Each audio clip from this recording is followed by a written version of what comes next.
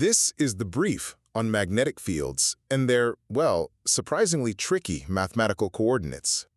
We're going to explore the elegant connection between how a magnetic field actually behaves around a straight wire and the super complex math you need to describe it using cylindrical coordinates. It's kind of wild. First up, let's talk physics. You've got a magnetic field around a wire with current, right? Well, that field just wraps around the wire tangentially. We call that azimuthal. And its strength simply drops off the farther you get. Classic inverse relationship. Get closer, the field is stronger. Okay, second, when we try to map this simple reality using cylindrical coordinates, that's where things get complicated. The math initially gives us something called contravariant vector components.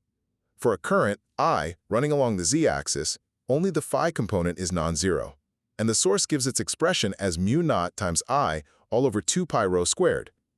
And finally, here's the real kicker.